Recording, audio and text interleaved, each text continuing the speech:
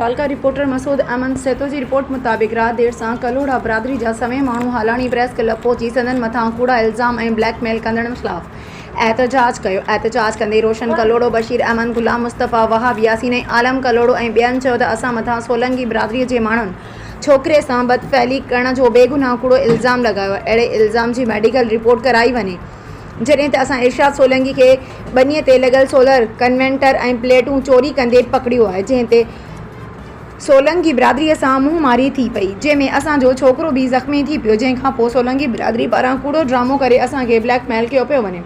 हिननि वधीक चयो त फ़ियाज़ सोलंकी, फ़कीर इम्तियाज़, नवीद अहमद सोलंकी शहर पसंद माण्हू आहिनि। इहे ॻोठ जो माहौल ख़राब करण जे लाइ असां मथां कूड़ा इल्ज़ाम हणी रहिया आहिनि। हिननि आला अख़्तियारनि IG सिंध, DIG शहीद बेनज़ीराबाद, SSP नौशरो फ़िरोज़ खां घुर कई आहे त असां मथां लॻल इल्ज़ामनि जी शिफ़ाफ़ इनकारी करे असांखे इंसाफ़ फराहम करे ॾिनो वञे।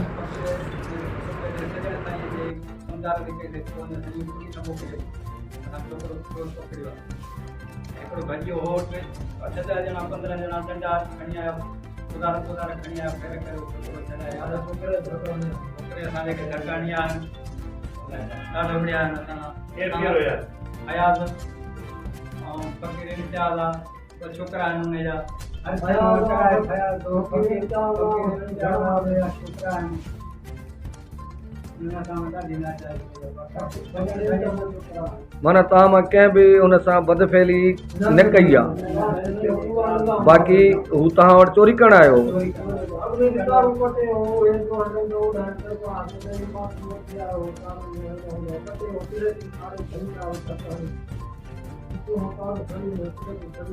तव्हांखे इल्ज़ाम आया त बदफ़ैली कई आहे,